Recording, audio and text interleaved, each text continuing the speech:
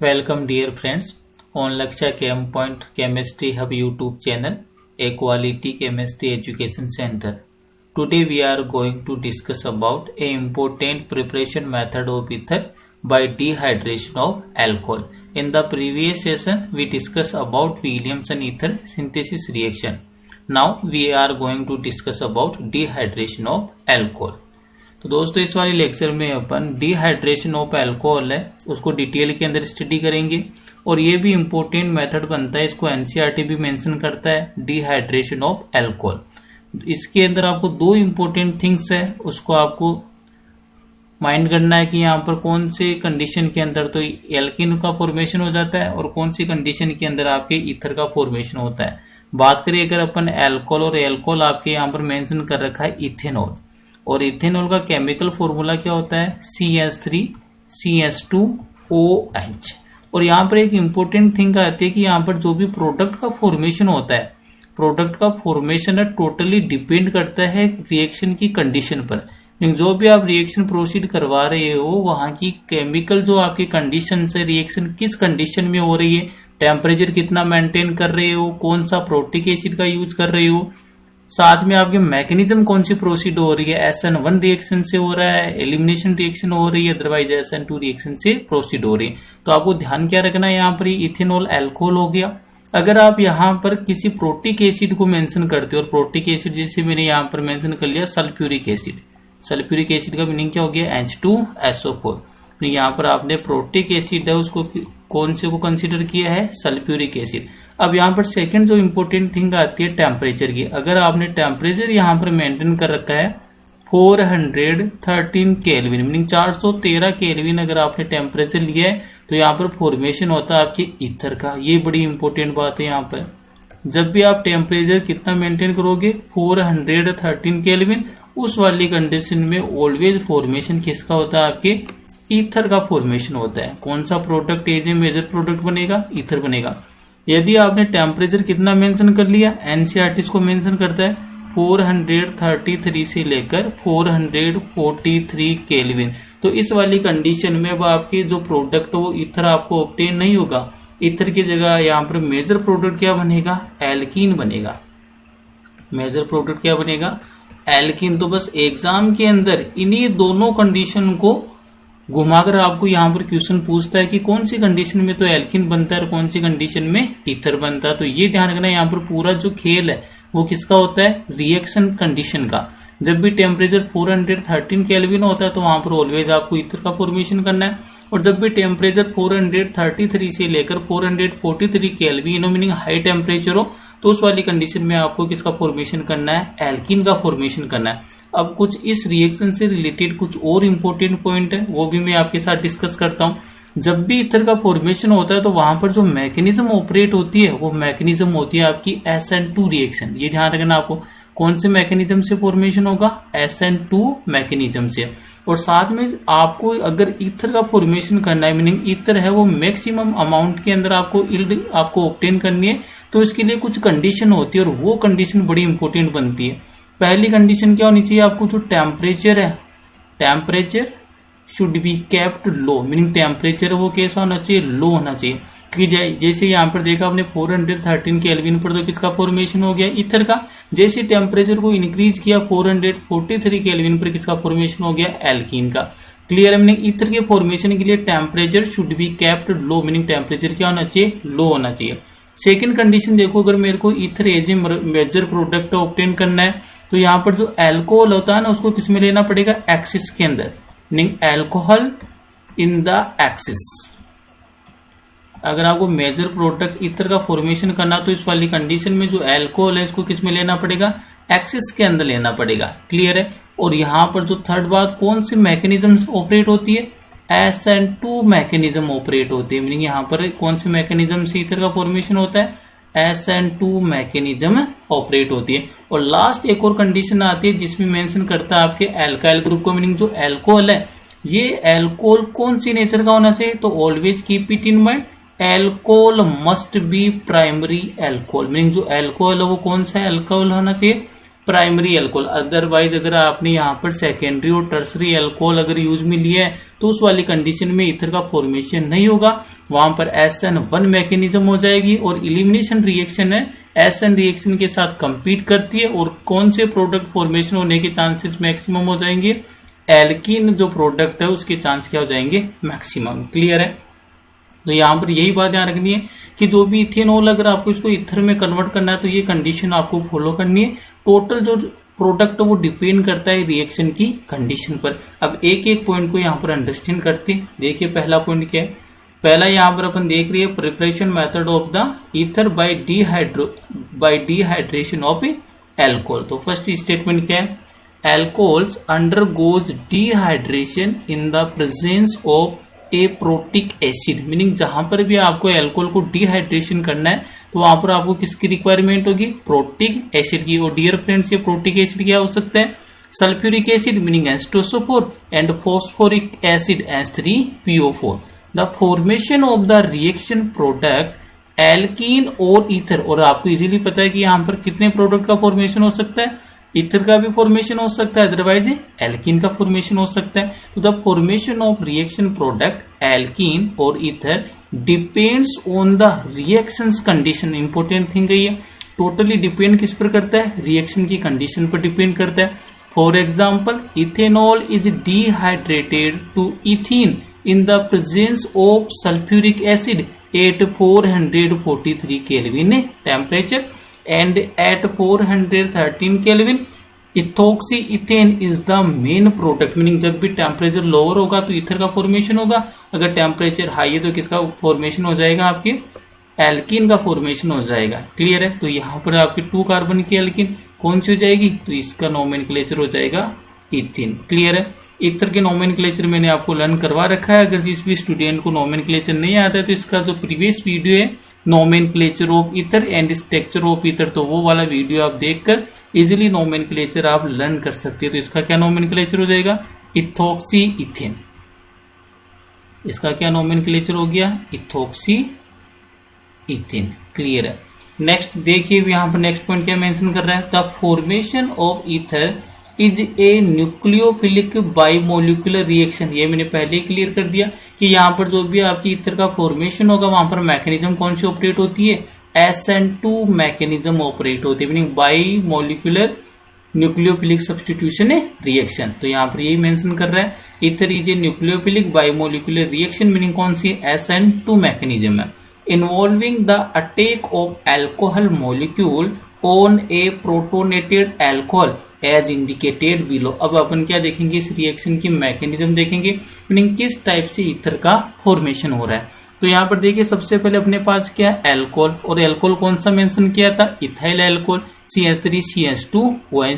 अपन जानते हैं ऑक्सीजन है 16 ग्रुप का एलिमेंट है। जब 2 बॉन्ड का फॉर्मेशन हो जाता है तो कितने लोन पेयर इसके पास प्रेजेंट होते हैं, 2 लोन पेयर ऑफ इलेक्ट्रॉन। तो इस ऑक्सीजन के ऊपर कितने लोन पेयर मैंने मेंशन कर दिए, 2 लोन पेयर ऑफ इलेक्ट्रॉन। अब आपने यहाँ पर देखो क्लियर बोला है पहले स्टेटमेंट में क्या, कि जो भी आपके डिहाइड्रेशन ऑफ एल्कोहल है किसकी प्रेजेंस में होता है, इन the presence of protic acid. और प्रोटिक एसिड क्या प्रोवाइड करवाता है, यहाँ पर H+ मीनिंग प्रोटोन को प्रोवाइड करवाता है। तो मीनिंग इस वाली जो आपकी टोटल रिएक्शन इसमें क्या सीन बनेगा, ऑक्सीजन के पास एक्स्ट्रा इलेक्ट्रॉन है, प्रोटिक एसिड ने क्या प्रोवाइड करवा दिया, प्रोटोन। तो ये लोन पेयर ऑफ इलेक्ट्रॉन कहां पर अटैक करेंगे, इस वाले प्रोटोन पर अटैक करेंगे।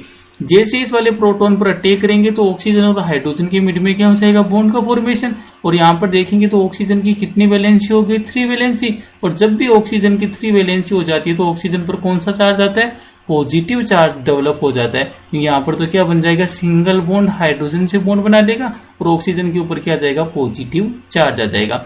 यहाँ पर क्या बन गया, प्रोटोनेटेड एल्कोहल बन गया। तो मैं इसको बोल सकता हूं, इसको क्या बोलूंगा, protonated alcohol, protonated alcohol. Meaning जब भी आप मैकेनिज्म डिस्कस करें तो मैकेनिज्म के फर्स्ट स्टेप में किसका फॉर्मेशन हो रहा है, प्रोटोनेटेड एल्कोहल का। ऐसा क्यों हो रहा है, इन the presence of protic acid alcohol is protonated. Meaning जब भी आपके प्रोटिक एसिड है प्रोटोन प्रोवाइड करवाएगा तो एल्कोहल का क्या हो जाता है, प्रोटोनेशन हो जाता है। अब सेकंड स्टेप में देखिए क्या होगा, सेकेंड स्टेप के अंदर वापस से एल्कोहल का मॉलिक्यूल है वो वापस से पिक्चर में आएगा। अब यहाँ पर देखो आपके पास क्या प्रेजेंट है, प्रोटोनेटेड एल्कोहल और आपके पास क्या है, एल्कोहल। तो यहाँ पर देखेंगे तो एल्कोहल का जो ऑक्सीजन के पास लोन पेयर है इसका अटैक होगा किसके ऊपर, जहां पर आपके प्रोटोनेशन हुआ है उसके जस्ट पहले वाले कार्बन पर। तो देखो ये अटैक हो गया इस वाले CH2 पर। अब आपको इजीली आप जानते हो कि जो भी आपका more electronegative element lies bear negative charge and less electronegative element bear positive charge. जो जितना मोर इलेक्ट्रोनेगेटिव एलिमेंट होता है वो उतने नेगेटिव चार्ज को क्या कर सकता है, बियर कर सकता है। लेकिन अपन यहाँ पर देखेंगे ऑक्सीजन, और अपन जानते हैं ऑक्सीजन क्या होता है, मोर इलेक्ट्रोनेगेटिव, और ऑक्सीजन के ऊपर अभी कौन सा चार्ज यहाँ पर लाइज कर रहा है प्रोटोनेटेड एल्कोहल में, पॉजिटिव चार्ज। ये वाला ऑक्सीजन के ऊपर जो पॉजिटिव चार्ज है वो क्या होता है, लेस स्टेबल। यहाँ से क्या होता है, जो OH2 है वो क्या बन जाता है, गुड लिविंग ग्रुप बन जाता है, और इस वाली रिएक्शन से क्या कर जाएगा, रिमूव हो जाएगा।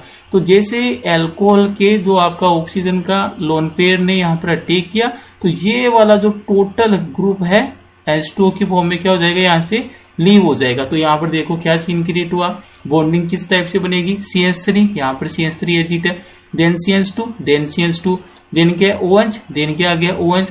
अब इस ऑक्सीजन ने अटैक किया इस वाले CH2 पर, मीनिंग दोनों के मिड में क्या बन जाएगा, सिंगल बॉन्ड का फॉर्मेशन। ये देखिए सिंगल बॉन्ड, फिर किससे अटैच है, CH2 then CH3 then CH3, और यहाँ से जो H2O की फॉर्म में क्या चला जाएगा, ये रिमूव हो जाएगा एज ए लिविंग ग्रुप। तो यहाँ पर देखो बाय प्रोडक्ट क्या बना दिया, H2O क्या हो गया, यहाँ से लीव कर गया। लास्ट वाली स्टेप अगर अपन देखेंगे यहाँ पर, तो मैंने पहले भी बता रखा है, कोई भी ऐसी रिएक्शन मैकेनिज्म जिसके फर्स्ट स्टेप में अगर प्रोटोनेशन होता है तो लास्ट स्टेप में क्या होता है, डी प्रोटोनेशन। लास्ट स्टेप में क्या होगा, डी प्रोटोनेशन। तो यहाँ पर देखिए अब ये वाला प्रोडक्ट बना है, और ऑक्सीजन के ऊपर कौन सा चार्ज है, पॉजिटिव चार्ज, और मैंने क्लियर कर दिया oxygen is more electronegative and oxygen lies negative charge. Clear है, जब भी नेगेटिव चार्ज आएगा तभी ये क्या होता है, स्टेबल होता है। जब भी मोर इलेक्ट्रोनेगेटिव एलिमेंट पर पॉजिटिव चार्ज आता है तो वो क्या होता है, अनस्टेबल। तो इस ऑक्सीजन को स्टेबलाइज करने के लिए ये वाला जो हाइड्रोजन है अपने इलेक्ट्रॉन, इस बॉन्ड के इलेक्ट्रॉन को इसके ऊपर लीव करके यहाँ से क्या हो जाएगा, रिमूव हो जाएगा। मीनिंग इस वाले बॉन्ड के दोनों इलेक्ट्रॉन कहां पर आ जाएंगे, ऑक्सीजन पर। तो ये पॉजिटिव चार्ज क्या हो जाएगा, डिमाइस हो जाएगा। क्लियर है, तो यहाँ पर देखिए क्या पिक्चर बनेगी। अब जैसे ये वाला बॉन्ड ने मूव किया ऑक्सीजन के ऊपर तो पॉजिटिव चार्ज क्या हो गया, डिमाइस हो गया। ऑक्सीजन ने कितने बॉन्ड का फॉर्मेशन कर लिया, 2 बॉन्ड का।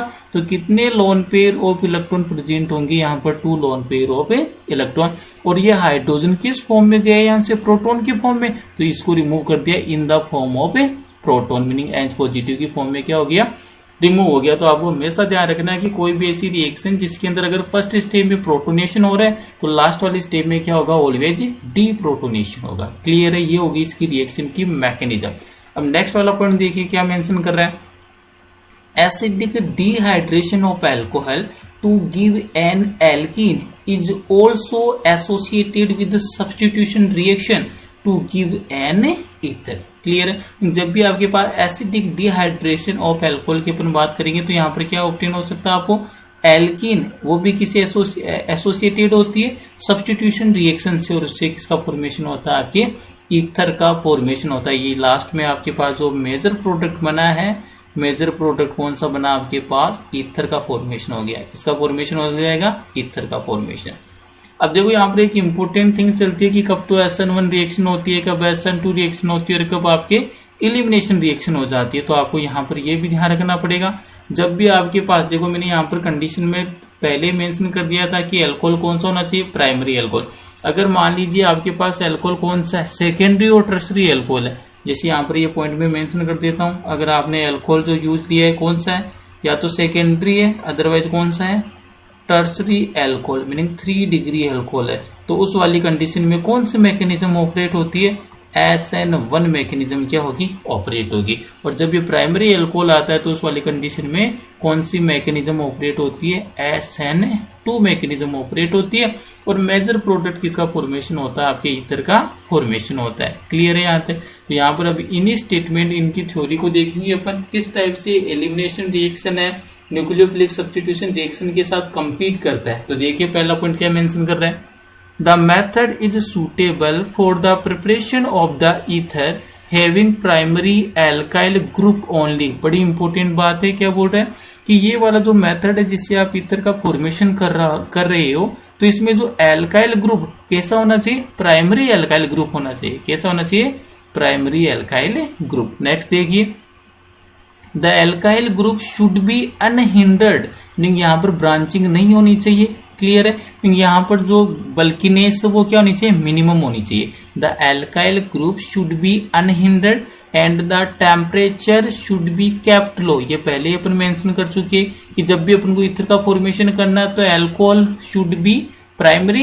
And temperature should be kept low and alcohol in the excess. Clear है, तो यहाँ पर देखिए यही बात है वापिस से मेंशन कर रहा है। Otherwise the reaction favours the formation of alkene. अगर ये कंडीशन को फॉलो नहीं करता है तो फिर किसका फॉर्मेशन हो जाएगा, आपके एल्कीन का फॉर्मेशन हो जाएगा। The reaction follows SN1 pathway when the alcohol is secondary और tertiary about which you will learn in higher classes. ये मैंने पहले ही मेंशन कर दिया कि अगर आपके पास अल्कोहल कौन सा हुआ, सेकेंडरी और टर्सरी अल्कोहल हुआ, तो उस वाली कंडीशन में कौन सी मैकेनिज्म ऑपरेट हो जाएगी, SN1, और वहां पर आपको प्रोडक्ट ईथर ऑब्टेन नहीं होगा। क्लियर है। However the dehydration of secondary and tertiary alcohol to give a corresponding ether is unsuccessful as elimination competes over substitution and as a consequence alkenes are easily formed। और अगर elimination reaction हो जाती है तो वहां पर कौन सा प्रोडक्ट का फॉर्मेशन होता है, आपके एल्कीन है वो मेजर प्रोडक्ट के फॉर्म में क्या हो जाएगा, फॉर्म हो जाएगा। क्लियर है, तो यहाँ पर आकर आपके कंप्लीट होता है। ये वाला मेथड बड़ा इंपॉर्टेंट है। यहाँ पर सबसे इंपॉर्टेंट जो रिएक्शन आपके आरबीसी और सीबीएसई एग्जाम में एग्जामिनर के थ्रू बार बार एग्जाम के अंदर पुट की जाती है, वो बस वो टेम्परेचर का कंडीशन होती है। जिसको ये टेम्परेचर की कंडीशन लेना है, मीनिंग लोअर टेम्परेचर पर मीनिंग 413 केल्विन पर तो ईथर का फॉर्मेशन करना है, और हायर टेम्परेचर 433 केल्विन से 443 केल्विन पर किसका फॉर्मेशन करना है, एल्कीन का। कौन से मैकेनिज्म ऑपरेट होती है ईथर के फॉर्मेशन में, SN2 मैकेनिज्म। और ये कंडीशन इंपोर्टेंट है, अगर ये कंडीशन है तभी किसका फॉर्मेशन होगा, ईथर का फॉर्मेशन होगा, अदरवाइज ईथर का फॉर्मेशन नहीं होगा। Temperature should be low, alcohol in the excess, SN2 mechanism and primary alcohol gives ether. ये वाली कंडीशन आपको लर्न करनी है। क्लियर है, तो ये वाली आपकी यहाँ पर जो प्रिपरेशन मेथड ऑफ ईथर है, सबसे इंपॉर्टेंट मेथड होता है विलियमसन ईथर सिंथेसिस, और सेकंड होता है आपके dehydration of alcohol in the presence of protic acid, sulphuric acid, otherwise phosphoric acid. अब इसके कुछ अदर मेथड्स है, मीनिंग कुछ अदर मेथड है जो एनसीईआरटी तो मेंशन नहीं करता है, लेकिन जो आपके आरबीसी बुक है वो वहां पर दो मेथड और यहाँ पर प्रीफर करता है, जिसको अपन किसके अंदर स्टडी करेंगे, अदर मेथड के अंदर। तो यहाँ पर अगर मैं बात करूं पहले अदर मेथड की, इसको भी ध्यान से देखना। ये वाला जो मेथड है केवल आरबीसी की बुक है वहीं पर मेंशन है। पहले वाले जो मेथड के अंदर अपन क्या करेंगे, ईथर का फॉर्मेशन करेंगे इन the presence of alumina reagent and temperature कितना मेंशन करेंगे, 523 केल्विन टेम्परेचर। तो देखिए रिएक्शन किस टाइप से प्रोसीड होगी, क्या सीन क्रिएट होगा। तो इथेनॉल से फॉर्मेशन करेंगे। इथेनॉल की स्ट्रक्चर ये होती है CH3 CH2 OH। इथेनॉल की कितने मॉलिक्यूल लेकर चलना है आपको, 2 मॉलिक्यूल। तो सेकेंड वाला मॉलिक्यूल ये लीजिए, कौन सा बनाना है, इथेनॉल का। तो ये बना दिया मैंने CH3 CH2 OH, दोनों क्या बना दिए, इथेनॉल। इंपोर्टेंट बोला है मैंने यहाँ पर क्या, टेम्परेचर कितना मेंशन करना है आपको, 523 केल्विन। तो ये टेम्परेचर माइंड में रखना है, 523 केल्विन। और जो इंपोर्टेंट है यहाँ पर रिएजेंट कौन सा होता है आपके, एल्यूमिना, Al2O3। ये आपको ध्यान रखना है कि जो भी आपके प्रोटिक एसिड है, एल्यूमिना है, ये कैसे एजेंट है, डिहाइड्रेटिंग एजेंट है। मीनिंग कौन से मॉलिक्यूल को रिमूव करती है, वाटर मॉलिक्यूल को क्या करेंगे, रिमूव करेंगे। अगर आप इस रिएक्शन को अच्छे से देखेंगे तो यहाँ से देखिए, इसको अलग कलर से शो करता हूं जिससे आपको रिएक्शन इजीली अंडरस्टैंड हो जाए। अगर इस वाले एल्कोहल से OH ग्रुप मैंने यहाँ से ले लिया तो यहाँ से कौन सा जाएगा, हाइड्रोजन, क्योंकि डिहाइड्रेटिंग एजेंट है वो कौन से मॉलिक्यूल को रिमूव करेगा, वाटर मॉलिक्यूल को। तो यहाँ से क्या चला गया, इधर से OH और इधर से हाइड्रोजन क्या रिमूव हो गया, H2। अब देखो बॉन्डिंग किस किस के मिड में होगी, इस वाले कार्बन का एक बॉन्ड का ब्रेक डाउन किया है और इस वाले ऑक्सीजन का भी 1 बॉन्ड का ब्रेक डाउन। इस वाले कार्बन और ऑक्सीजन के मिड में कितने बॉन्ड का फॉर्मेशन हो जाएगा, 1 बॉन्ड का फॉर्मेशन हो जाएगा। तो यहाँ पर देखो प्रोडक्ट क्या बनेगा, CH3, ये लीजिए CH3। देन क्या है, सिंगल बॉन्ड वापिस से क्या आ गया CH2। अब यहाँ से ये तो क्या हो गया रिमूव हो गया H2 वाटर मॉलिक्यूल की फॉर्म में, मीन CH2 है वो किसके साथ बॉन्ड बनाएगा, इस वाले ऑक्सीजन के साथ। तो ये देखिए मैंने बना दिया ऑक्सीजन। अब ऑक्सीजन आगे फर्दर किससे बॉन्डेड है CH2 से, ये लीजिए यहाँ पर CH2 और CH2 कनेक्टेड है आपके CH3 से। किसका फॉर्मेशन हो गया आपके यहाँ पर ईथर का फॉर्मेशन हो गया। किसका फॉर्मेशन हो गया ईथर का।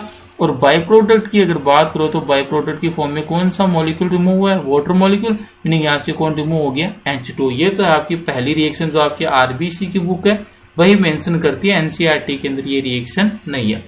सेकंड अगर इसके अंदर अपन बात करें अदर मेथड के अंदर तो रिएक्शन तो सेम रहेगी, बस थोड़ा सा टेम्परेचर क्या कर देंगे इंक्रीज कर देंगे। तो यहाँ पर देखिए इथेनॉल से वापस अपन ईथर को बनाते, तो ये लीजिए CH3 सिंगल बॉन्ड, इसको मैं ओपन करके लिख देता हूँ जिससे आपको रिएक्शन है वो इजीली अंडरस्टैंड हो जाए किस टाइप से आपको वाटर मॉलिक्यूल उसको रिमूव करना है। तो ये देखिए अगर मैं रिएक्शन की बात करूँ तो ये रिएक्शन है CH2 single bond hydrogen, meaning क्या हो गया CH3 हो गया, देन क्या आएगा CH2, देन क्या आ जाएगा आपका OH, मीनिंग ये बना दिया मैंने एल्कोहल। यहाँ पर भी रिएजेंट सेम है, मीनिंग डिहाइड्रेटिंग एजेंट कौन सा लेना है एल्यूमिना। एल्यूमिना का क्या फॉर्मूला हो गया Al2O3। और यहाँ पर जो टेम्परेचर जो आपके आरबीसी की बुक मेंशन करती है कितना है 653 केल्विन टेम्परेचर। यहाँ पर देखिए टेम्परेचर कितना था 523 केल्विन, लेकिन यहाँ पर टेम्परेचर कितना मेंशन किया है 653 केल्विन टेम्परेचर। तो जैसे टेम्परेचर को आपने हाई कर दिया तो अब की बार आपको इस रिएक्शन में 2 मॉलिक्यूल ऑफ अल्कोहल की रिक्वायरमेंट नहीं है, मीनिंग 1 मॉलिक्यूल ऑफ अल्कोहल से भी रिएक्शन क्या हो जाएगी प्रोसीड हो जाएगी। तो यहाँ से देखिए किस टाइप का सीन क्रिएट होगा, तो यहाँ से आपको वाटर मॉलिक्यूल को रिमूव करना है। क्यों? क्योंकि एल्यूमिना कैसा एजेंट होता है डिहाइड्रेटिंग एजेंट, वाटर मॉलिक्यूल को क्या करेगा ये रिमूव करेगा। तो यहाँ से देखिए यहाँ से तो हाइड्रोजन रिमूव हो जाएगा और इस वाले कार्बन से कौन रिमूव हो जाएगा OH, कौन सा मॉलिक्यूल यहाँ से रिमूव हो जाएगा टोटल H2 मॉलिक्यूल क्या हो गया रिमूव हो गया। अब यहाँ पर अगर आप इसको कंसीडर करोगे तो इस वाले कार्बन के कितने बॉन्ड का ब्रेकडाउन किया 1, इस वाले कार्बन का भी कितने बॉन्ड का ब्रेकडाउन हुआ 1, लेकिन इन दोनों कार्बन के मिड में कितने न्यू बॉन्ड का फॉर्मेशन हो जाएगा 1 बॉन्ड का। यहाँ पर देखिए क्या था CH2 सिंगल बॉन्ड, फिर क्या आ गया CH2 और यहाँ पर एक बॉन्ड तो पहले से था और एक बॉन्ड का यहाँ पर ब्रेकडाउन हुआ है, यहाँ पर एक और बॉन्ड का क्या हो जाएगा फॉर्मेशन। तो यहाँ पर किसका फॉर्मेशन हो गया एल्कीन का फॉर्मेशन हो गया। फॉर्मेशन किसका हुआ आपके एल्कीन का फॉर्मेशन हुआ है। और बाय प्रोडक्ट की मैं बात करूँ तो यहाँ पर कौन सा बाय प्रोडक्ट बन जाएगा वाटर मॉलिक्यूल, मीनिंग क्या बन जाएगा H2O। तो यहाँ पर आकर आपके जो भी ईथर के प्रिपरेशन मेथड है वो कंप्लीट होते और साथ में आपको यहाँ पर मैं मेंशन कर देता हूँ इससे कौन कौन से एजेंट डिहाइड्रेटिंग एजेंट जो वाटर मॉलिक्यूल को क्या करेंगे रिमूव करेंगे। तो इनका नाम आपको ध्यान रखना है। जैसे अगर मैं पहले की बात करूँ तो अगर आपने अभी देखा है तो कौन सा है एल्यूमिना, ये वाला रिएजेंट कहीं पर भी आपको रिएक्शन में लिखा हुआ मिल जाता है, राइट डाउन किया हुआ एल्यूमिना बोलते हैं इसको Al2O3। सेकेंड वाले की अगर मैं बात करूँ जिसको बोलते हैं आप P2O5, ठीक है कौन सा है P2O5। और थर्ड वाले की अगर मैं बात करूं कौन सा होता है आपके प्रोटिक एसिड, थर्ड वाला कौन सा हो गया प्रोटिक एसिड। ये तीनों एजेंट आपको कहीं पर भी एरो पर लिखे हुए मिल जाए ऑर्गेनिक केमिस्ट्री की रिएक्शंस में, तो आपको हमेशा ध्यान रखना always keep it in mind all these 3 agents are dehydrating agent. ये क्या करेंगे जो भी आपका मॉलिक्यूल है उससे किसको रिमूव कर देंगे वाटर मॉलिक्यूल को, इसीलिए इनको अपन कौन सा एजेंट बोलते हैं डिहाइड्रेटिंग एजेंट, ये ध्यान रखना आपको। तो ये तीनों की तीनों कैसे एजेंट है डिहाइड्रेटिंग एजेंट, वाटर मॉलिक्यूल को क्या करेंगे रिमूव करेंगे डिहाइड्रेटिंग एजेंट, ये ध्यान रखना आपको। कौन कौन सा हो जाएगा एल्यूमिना Al2O3 को बोलते हो एल्यूमिना, P2O को बोलते हो फॉस्फोरस पेंटाऑक्साइड और प्रोटिक एसिड के अंदर आपका आ सकता है सल्फ्यूरिक एसिड, अदरवाइज आप यूज किसका कर सकते हो फॉस्फोरिक एसिड का। क्या करेंगे वाटर मॉलिक्यूल को रिमूव करेंगे। कौन से एजेंट है तीनों की तीनों यहाँ पर मेंशन कर देता हूं मैं डिहाइड्रेटिंग एजेंट, ये हो गया आपकी डिहाइड्रेटिंग एजेंट। तो यहाँ पर आपके आकर ईथर के जितने भी मैन्युफैक्चर के जो मेथड्स है वो कंप्लीट होते। अब ईथर के 2 लेक्चर और बनेंगे जिसके अंदर अपन डिस्कस करेंगे chemical reactions of ether and physical properties of ether. Then आपके ये वाला चैप्टर है oxygen containing functional group first meaning alcohol phenol and ether, ये फिनिश हो जाएगा।